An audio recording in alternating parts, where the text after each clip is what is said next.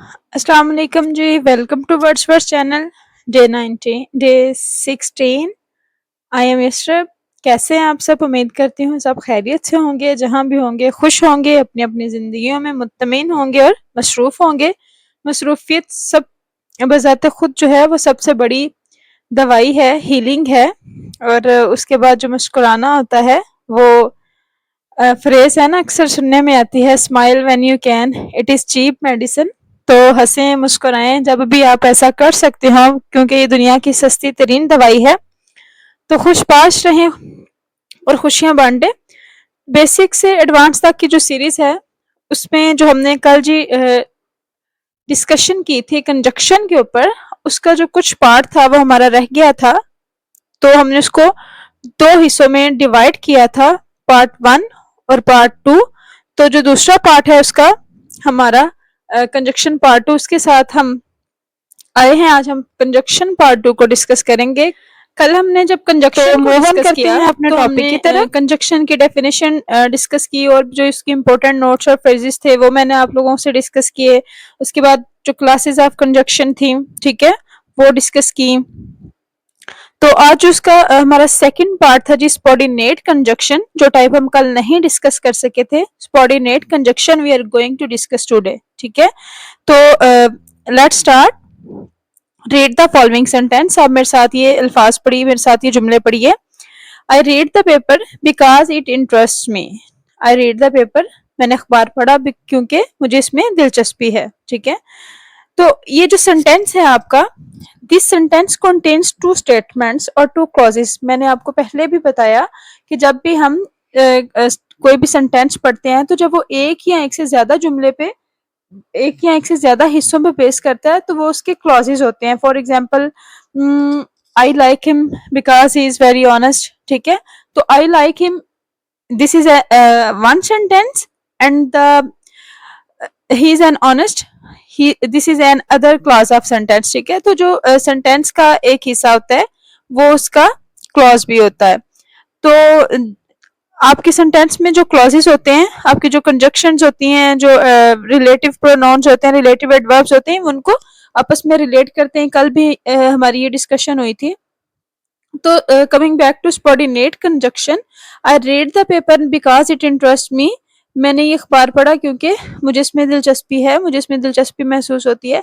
तो ये इसमें क्या है, सेंटेंस जो है वो टू पार्ट्स पे बेस कर रहा है, ठीक है। तो सेंटेंस कंटेन्स टू स्टेटमेंट्स और clauses, one of which because it interest me. फिक्रे के दो हिस्सों में से जो हमारा एक हिस्सा है because it interest me is dependent. जब हमने फर्स्ट टाइप्स ऑफ सेंटेंस को डिस्कस किया था, मैंने उसमें बताया था कि जो सेंटेंस का एक क्लॉज होता है वो डिपेंडेंट होता है, जो एक क्लॉज होता है वो इंडिपेंडेंट होता है। जो फर्स्ट वाला होता है वो डिपेंडेंट होता है, जो अगला पार्ट होता है वो इंडिपेंडेंट होता है। तो hence the conjunction introducing the dependent or subordinate class is called a subordinating conjunction, ठीक है। तो जो सेंटेंस आपका सेकेंड क्लास को डिस्कस करेगा, सेकेंड क्लास को यानी कि डिपेंडेंट को डिस्कस करेगा, वो आपका सबॉर्डिनेट कंजक्शन होगा। अब इसकी डेफिनेशन की सूरत में हम इसको समझ लेते हैं ताकि आपको समझने में आसानी हो। A subordinating conjunction joins a clause to an other one which depends for its full meaning, ठीक है। subordinating conjunction joins, subordinating conjunction क्या करती है आपकी, वो जोड़ती है to another one, ठीक है, दूसरे के साथ, which it depends for its full meaning। और वो जो आपका सेकंड क्लास होगा वो क्या करेगा, वो आपका फुल फ्लेज मीनिंग देगा। यानी फर्स्ट क्लास जो है वो रिलेट करेगा सेकंड क्लॉज के साथ, और जो आपका सेकंड क्लॉज है वो मुकम्मल करेगा फर्स्ट क्लॉज को। मीन्स ऐसे अभी हमने ऊपर एग्जांपल पढ़ी, I need the paper, I read the paper, मैंने अखबार पढ़ा, बिकॉज इट इंटरेस्ट मी, क्योंकि मुझे इसमें दिलचस्पी महसूस होती है। तो जो बात करने का मकसद है वो ये है, जो कंजक्शन हमें डिस्क्राइब कर रही है वो ये है कि जो आपका जो सबॉर्डिनेट कंजक्शन है वो अपने सबॉर्डिनेट के बगैर काम नहीं करेगा। मींस कि वो जो अपना आपका जो डिपेंडेंट क्लॉज है वो उसको कंप्लीट करेगा, मुकम्मल सेंस देगा, फुल मीनिंग देगा। तो जो हमारी चीफ सबॉर्डिनेट कंजक्शंस हैं वो क्या हैं, after, because, if, that, though, although, till, before, unless, as, when, where, while. Hope so आपको डेफिनेशन जो है सबऑर्डिनेट क्लॉज की वो समझ में आ गई होगी। इसके कुछ एग्जांपल्स जो है ना उनको डिस्कस करते हैं जिससे आपको जो है वो ज्यादा समझ आएगी। ठीक है, after the shower was over the sun shone out again. ठीक है, after the shower was over, जब बारिश खत्म हुई, या शावर खत्म हुआ, the sun shone out again, तो सूरज दोबारा दिखा, सूरज दोबारा निकला। Shine, shone, shine. ठीक है, शोन जो है वो आपकी सेकंड फॉर्म है। तो अ बुक्स इज अ बुक, ये जो बुक्स इज है, बुक के बाद अपॉस्ट्रोफी है, ये इंग्लिश में एज इसको शॉर्ट करने के लिए यूज होते हैं। That's mean a book is a book. ठीक है, तो अ बुक्स इज अ बुक, यानी कि इसको हमने जब शॉर्ट फॉर्म में लिखना होता है तो बुक के साथ हम अपॉस्ट्रोफी देके एस लगा देते हैं। तो a book is a book although there is nothing in it, किताब फिर भी किताब होती है चाहे उसमें कुछ भी ना हो। ये जो हम रीडिंग पे जोर देते हैं तो वो इसीलिए कि किताब हमेशा आपको कुछ ना कुछ दे के जाती है। खैर हम अपने सबऑर्डिनेट की एग्जांपल्स को डिस्कस कर रहे हैं। तो देखिए, a book is a book, ठीक है, ये आपका फर्स्ट क्लॉज है। Although there is nothing in it, तो जो आपका डिपेंडेंट क्लॉज है वो उसको मुकम्मल कर रहा है कि किताब हमेशा किताब होती है चाहे इसमें कुछ भी ना हो। ऐसे ही जैसे ऊपर हमने एग्जाम्पल को डिस्कस किया कि जैसे ही शावर खत्म हुआ, जैसे ही बारिश खत्म हुई, सूरज जो है वो दोबारा निकल आया। As he went not there, as he was not there, sorry, as he was not there, I spoke to his brother. चूंकि वो वहां पे नहीं था, I spoke to his brother, मैंने उसके भाई को बोला, मैंने उसके भाई को बताया, या मैंने उसके भाई से बात की। He ran away, वो भागा, because he was afraid, क्योंकि वो खौफजदा था। तो because जो है वो आपकी कंजक्शन है, दो फिक्रों को जोड़ रही है। आंसर द फर्स्ट क्वेश्चन, पहले सवाल का जवाब दो। बिफोर यू प्रोसीड फर्दर, इससे पहले कि तुम आगे बढ़ो। तो यहाँ पे सेंटेंस में जो बिफोर है वो आपका कंजक्शन है। यू विल पास, आप पास हो जाओगे इफ यू वर्क हार्ड, अगर आप सख्त मेहनत करें। इफ आपका कंजक्शन है। सिंस यू से सो, आई मस्ट बिलीव इट, जब से तुमने ये कहा मैंने तुम पे यकीन किया। So is your conjunction word. He finished first, पहले उसने मुकम्मल किया। दो ही बिगन लेट, ठीक है, तो यहाँ पे दो आपका क्या है वो कंजक्शन वर्ड है। What will you wait till I return, क्या तुम मेरे वापस आने का इंतजार करोगे। टिल जो है वो आपका कंजक्शन वर्ड है। ही विल नॉट पे अनलेस ही इज कंपेल्ड, ठीक है, वो तब तक तुम्हें अदायगी नहीं करेगा जब तक तुम इसे मजबूर ना करो। Unless is your conjunction word. यानी I waited for my friend, मैंने अपने दोस्त का इंतजार किया। अंटिल ही केम, जब तक वो आना गया। ठीक है, केम सेकेंड फॉर्म। तो until is your conjunction word. When I was younger, जब मैं छोटा था। आई थॉट सो, मैंने से सोचा।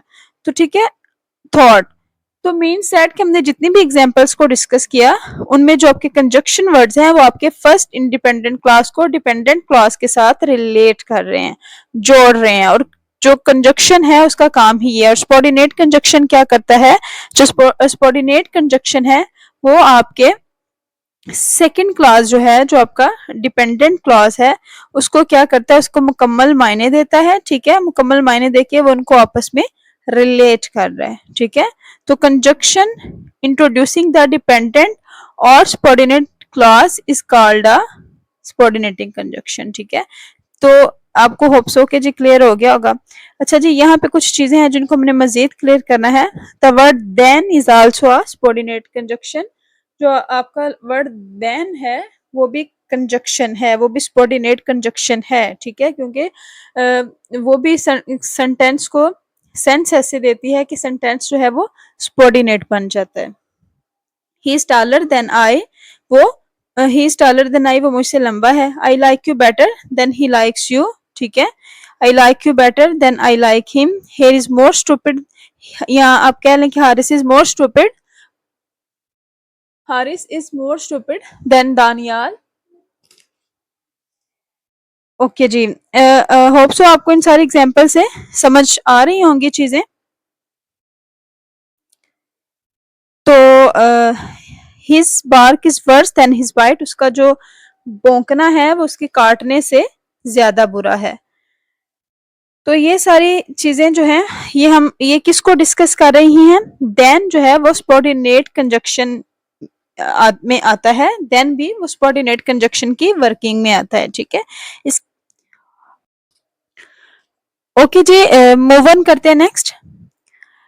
अच्छा जी, सबऑर्डिनेट की क्या है हमारे पास कुछ कंडीशंस हैं उनको मज़ीद जो है वो क्लासिफाई किया जाता है according to their meanings.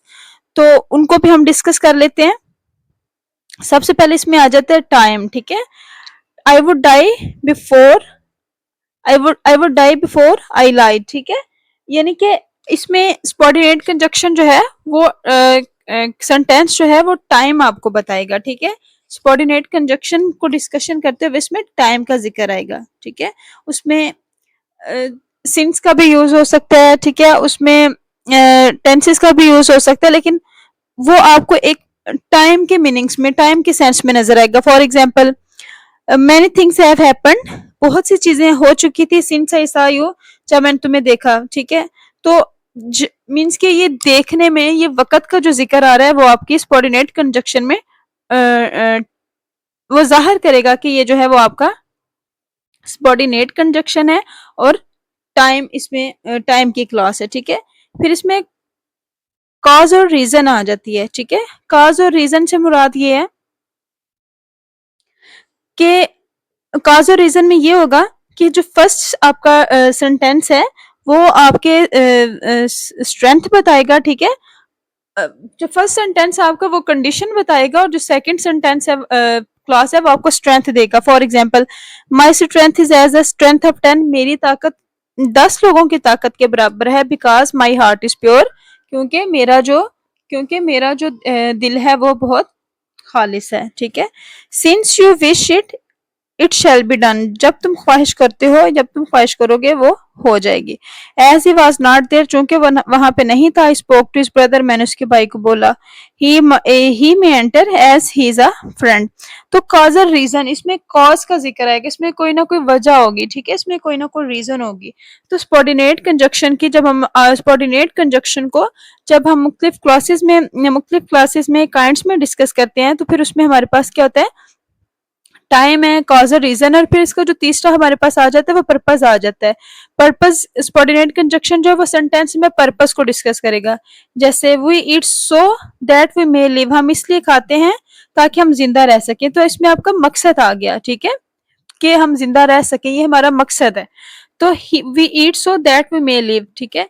He held my hand, उसने मेरा हाथ पकड़ा। लेस्ट आई शुड फेल, कि मैं गिर ना जाऊं, ठीक है। तो ये मकसद आ गया आपका। इसी तरह आपका रिजल्ट और कंसिक्वेंस है, ठीक है। उसमें नतायज और कंसिक्वेंसेस हैं, नतायज हैं उसमें। ही वॉज सो टायर्ड, वो इतना थका हुआ था, दैट ही कुड स्केयरली स्टैंड, कि वो मुश्किल खड़ा हो सका, ठीक है। तो वो थका हुआ था, तो फिर उसका रिजल्ट क्या हुआ कि वो मुश्किल खड़ा हो सका। तो ये आपके रिजल्ट और कॉन्सिक्वेंसेज हैं। उसके बाद इसमें कंडीशन आ जाती है कि शर्त आ जाती है कि अगर वो फलां ये काम करेगा तो मैं करूंगी। मिसाल के तौर पर, रामा विल गो, रामा जाएगी इफ हारिस को, अगर हारिस जाता है तो, ठीक है। तो ये कंडीशन आ गई है। उसके बाद इसमें कंसेशन आ जाता है, ठीक है। I will not see him दो ही कम्स, ठीक है। तो ये इसके जो हैं, जो इसको जब हम मेनली डिवाइड करते हैं सबऑर्डिनेट कंजक्शन को, तो सबऑर्डिनेट कंजक्शन जो है वो हमें मजीद जो है वो क्लासीफाई होके और इसकी जो है वो एग्जांपल जो है समझने में मदद देता है। ओके जी, नेक्स्ट हमारा है इसका, नेक्स्ट हमारे पास जी इसकी एग्जांपल आ जाती है कंपैरिजन, ठीक है। कंपैरिजन हमें सबऑर्डिनेट कंजक्शन जो है वो फिर एक सेंटेंस के अंदर कंपेयर करके दिखाता है, ठीक है। As for example, he stronger than Rustam, वो रुस्तम से ज्यादा मजबूत है, ठीक है। तो ये हमारे पास जो टाइम है, फिर उसके बाद कॉज और रीजन है, पर्पस है, रिजल्ट और कॉन्सिक्वेंस है, कंडीशन है, कंसेशन है, ठीक है। उसके बाद जो हमारे पास कंपैरिजन है, तो ये तमाम के तमाम जो है ये सबऑर्डिनेट कंजक्शन को डिस्क्राइब करती हैं। Subordinate conjunction, basically subordinate conjunction क्या है? सबऑर्डिनेट कंजक्शन कंजक्शन की एक क्लास है, ठीक है, सेकंड क्लास है। इसकी फर्स्ट क्लास जो है और फिर ये सेकंड क्लास है सबऑर्डिनेट कंजक्शन। तो सबऑर्डिनेट कंजक्शन जो है, जब ये इसको हम डीपली स्टडी करते हैं तो फिर हमें क्या पता चलता है कि सबऑर्डिनेट कंजक्शन जो है फर्स्ट क्लास को, इंडिपेंडेंट क्लास को, जिसका सेकंड क्लास है उसके साथ रिलेट करता है फुल मीनिंग्स के साथ, ठीक है। और इसकी फिर हम चीफ जो सबऑर्डिनेट कंजक्शंस है वो भी पढ़ते हैं, इसकी एग्जांपल्स भी पढ़ते हैं। फिर सबऑर्डिनेट कंजक्शंस के जब हम एग्जांपल्स पढ़ते हैं, सबऑर्डिनेट कंजक्शंस की जब हम टाइप्स पढ़ते हैं आगे, तो वो उनसे हमें पता चलता है कि ये एक ब्रीफ टॉपिक है ये एक ब्रीफ टॉपिक है जो हम डिस्कस करते हैं। ओके जी, कंपैरिजन के बाद हमारे पास कुछ और नोट्स हैं जो हम देख लेते हैं। Certain words are used both as prepositions and conjunctions। अच्छा, ये एक इम्पोर्टेंट टॉपिक है, इम्पोर्टेंट चीज है कि बहुत से लोग, जैसे हम कल भी डिस्कस कर रहे थे, बहुत से लोग जो हैं वो कंजक्शंस और प्रीपोजिशंस में डिफरेंस नहीं कर पाते, प्रीपोजिशन और कंजक्शंस में फर्क नहीं कर पाते हैं, तो वो कंसिक्वेंटली वो क्या होता है कि वो क्वेश्चंस जो हैं वो गलत कर बैठते हैं। तो बहुत सी प्रपोजिशन और कंजक्शंस जो है ना वो मिलती जुलती होती हैं। तो ये मैंने कुछ सेंटेंस निकाले हैं आपको समझाने के लिए, इनको देख लेते हैं। Stay till Monday, we shall stay here till you return, ठीक है। अब देखें, प्रपोजिशन भी है और कंजक्शन भी है, तो बोथ यूज जो टिल है वो कंजक्शन के तौर पर भी यूज हो रहा है, प्रपोजिशन के तौर पर भी यूज हो रहा है। नेक्स्ट एग्जांपल देख लेते हैं। I have not met him since today, we shall go since you desire it, ठीक है। एक तरफ जो है वो प्रीपोजिशन यूज हो रही है और एक तरफ जो है वो कंजक्शन यूज हो रही है। अच्छा, he died for his country, I must stay here for such is my duty.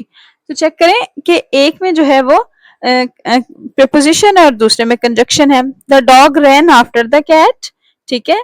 तो we came after they had left, अब आफ्टर उधर भी है, आफ्टर उधर भी है, तो एक तरफ as a composition sorry preposition use हो रहा है और दूसरी तरफ एज अ कंजक्शन यूज हो रहा है। एवरीबॉडी was present, ठीक है। तो he was tired but he did not succeed, he stood before the painting, look before you leap। तो ये कुछ एग्जांपल्स हैं जी जिनमें जो कंजक्शंस और प्रीपोजिशंस हैं उनका यूज हमें नजर आता है। तो होप सो आपको समझ आ गई होगी। कल इंशाल्लाह एक नए टॉपिक के साथ जो है वो दोबारा आएंगे। तो तब तक के लिए अपना ख्याल रखिएगा। Stay blessed. अल्लाह हाफिज।